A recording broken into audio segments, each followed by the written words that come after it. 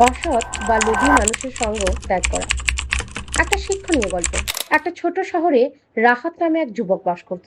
রাহাত ছিল খুবই সৎ, পরিশ্রমী এবং ভদ্র।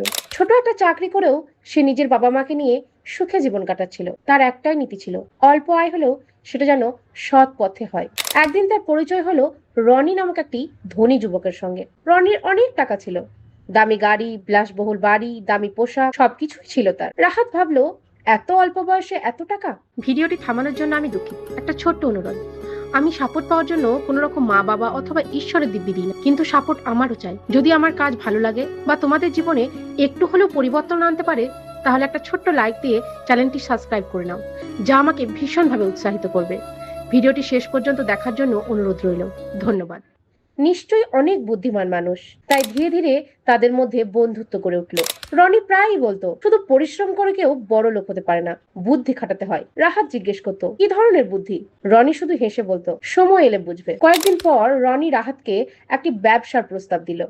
বলল, তোমাকে শুধু কিছু কাগজে সই করে দিতে হবে, বাকি সব আমি দেখে নেবো, লাভের অর্ধেক তোমার। রাহাত অবাক হয়ে বলল, এত সহজে এত লাভ? রনি উত্তর দিল, যারা বেশি প্রশ্ন করে তারা কখনো ধনী হতে পারে না। রাহাতের মনে সন্দেহ হলো, কিন্তু বড় অঙ্কের লাভের কথা শুনে সে দ্বিধায় পড়ে গেল। ঠিক সেই সময় তার বাবা বললেন, যে লাভের উৎস বোঝা যায় না, সেই লাভ একদিন বড় ক্ষতি হয়ে ফিরে আসে। রাহাত বাবার কথা শুনে সিদ্ধান্ত নিল, সে আর রনির সঙ্গে সেই কাজে যাবে না।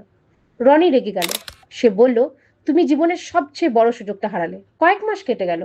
একদিন খবরের কাগজে বের হলো, রনির পুরো ব্যবসা ছিল প্রতারণার উপর দাঁড়িয়ে। অনেক মানুষের টাকা আত্মসাৎ করার অভিযোগে তাকে গ্রেপ্তার করা হয়েছে। যারা তার সঙ্গে কাজ করছিল তাদের অনেককেও আইনি জটিলতায় পড়তে হলো। রাহাত খবরটা দেখে স্তব্ধ হয়ে গেল। সে ভাবলো, যদি আমি সেদিন লোভে পড়ে সই করতাম, আজ আমিও হয়তো জেলেই থাকতাম। সেদিন সে তার বাবাকে জড়িয়ে ধরে বলল, আপনি আমাকে শুধু একটি ভুল সিদ্ধান্ত থেকে নয়, পুরো জীবন নষ্ট হওয়া থেকে বাঁচিয়েছেন। বাবা মৃদু হেসে বললেন, মনে রেখো, অসৎ মানুষের সঙ্গে থাকলে একদিন না একদিন তার অন্যায়ের বোঝাও তোমার কাঁধে এসে পড়বে। এরপর রাহাত আরো বেশি মনোযোগ দিয়ে নিজের কাজে লেগে গেল। ধীরে ধীরে তার দক্ষতা বাড়তে লাগলো।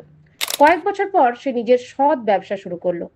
মানুষ তাকে বিশ্বাস করত, কারণ সে কখনো শর্টকাটে পথ হাঁটেনি। একদিন একজন তরুণ তাকে জিজ্ঞেস করলো, সফল হওয়ার সবচেয়ে বড় রহস্য কি? রাহাত হেসে বলল, ভালো মানুষের সঙ্গ তোমাকে উপরে তুলবে, আর লোভী এবং অসৎ মানুষের সঙ্গ ধীরে ধীরে তোমাকে নিচেতে নামিয়ে নিয়ে আসবে। Moral of the story. এখনো যারা ভিডিওটি দেখছো, প্লিজ ভিডিওটি লাইক করে সাবস্ক্রাইব করে নাও। প্রতিদিনের মতো একটাই কথা বলবো, তোমরা ভালো থেকো, সুস্থ থেকো, পরিবারের সকলের খেয়াল রেখো, প্রতারণার হাত থেকে নিজেকে সুরক্ষিত রাখো এবং অসহায়দের পাশে থেকো। ভিডিওটি শেষ পর্যন্ত দেখার জন্য অনেক অনেক ধন্যবাদ।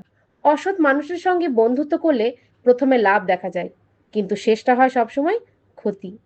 সৎ মানুষের সঙ্গ প্রথমে কঠিন মনে হলেও শেষ পর্যন্ত সেটাই সম্মান, শান্তি এবং প্রকৃত সফলতা এনে দেয়। তাই লোভের ফাঁদ থেকে দূরে থাকো, সৎ মানুষের সঙ্গ বেছে নাও, কারণ তুমি যাদের সঙ্গে চলবে ধীরে ধীরে তুমিও তাদের মতোই হয়ে উঠবে।